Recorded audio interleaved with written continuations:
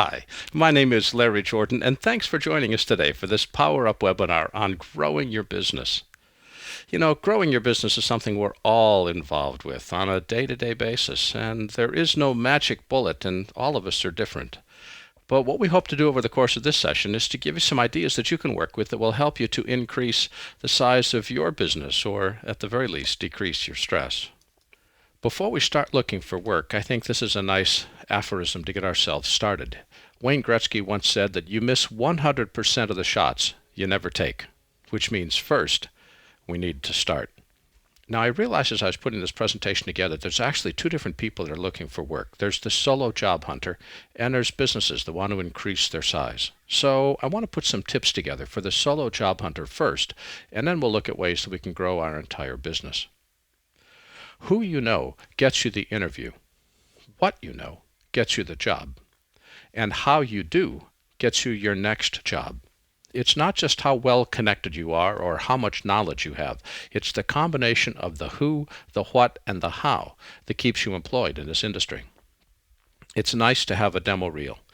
But what's more important for the job hunter is not a killer demo reel, but a face-to-face interview, because people skills in this industry are just as important as technical skills.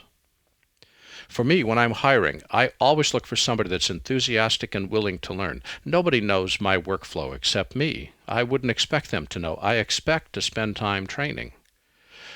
But I would much rather train somebody that's interested in learning, someone that's enthusiastic about being here working with us, than somebody that's just here for a paycheck.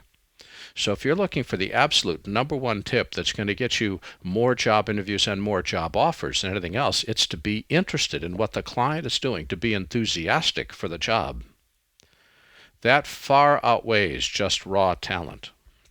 Who you are is as important as your resume.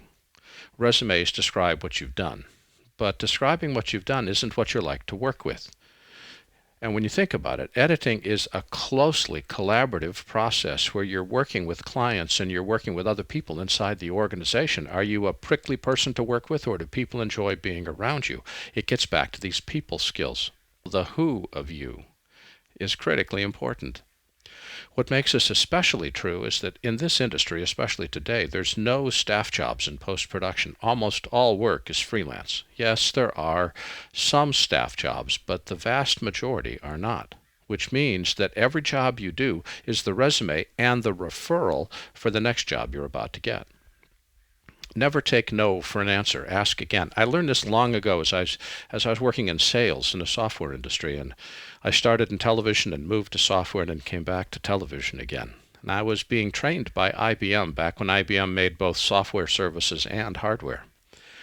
And as I was off to a training session in Florida, IBM had a great maxim. They said, you never take no for an answer until they've said no 7 times.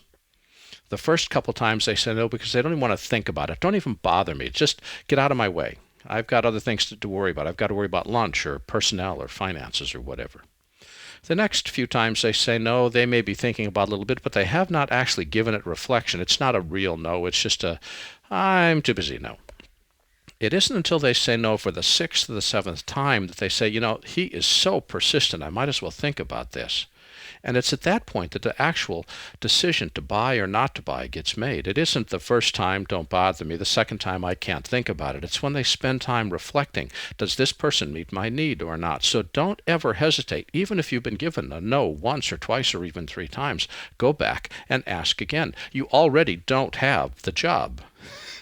If you don't have it, what have you got to lose by asking again? And then when you talk to people, always send thank you notes. In the old days, these would be handwritten notes on something as archaic as a piece of paper with a pen. Today, it can be email. I can't tell how many emails I get on a daily basis, but it's close to 100, sometimes 200 emails in a day. And many of them are people that are writing, asking questions. So I give them an answer to the best of my ability. And I am always surprised how many people don't say thank you. Here I've gone out of my way to answer their question, and they don't even have the courtesy to say thanks. Why should I bother to help them again in the future? It is exactly the same in the job market. You're asking people to give you referrals or help you find work. The very least you can do is be grateful. And if you want a secret, if you really want to impress the socks off somebody, don't send them an email thank you. Send them a handwritten note. I mean, I've gotten hundreds of emailed thank yous, and I'm grateful for each one. But I've gotten maybe a dozen handwritten notes, and every single one of them is pinned to the wall of my office. These are people that I want to pay attention to the next time they contact me. Always follow up. Always follow up on a promise that you've made or a request for more information. But probably the most important, especially now when times are so difficult and jobs are so hard to find, is never give up. Remember, they haven't said no forever. They've only said no for right now. Never give up. Never. The goals for today's seminar are to determine your strengths, help you find work, come up with ways of marketing yourself using social media, pricing your services, managing your time, your clients, and your money, and give you some additional resources that you can consult after the session is over to help learn more about social media especially. Now, before I get too much deeper into this, I'd love to say that every single one of these ideas is unique. Every one of this is fresh. You've never heard them before.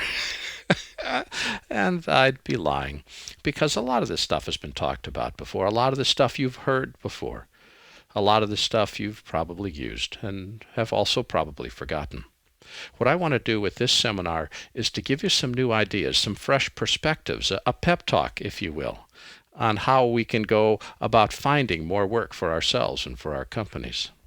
Not all of it's going to be unique, but hopefully some of it's going to trigger a thought that says, oh yeah, what an idea. I need to go in that direction. That's my goal for today.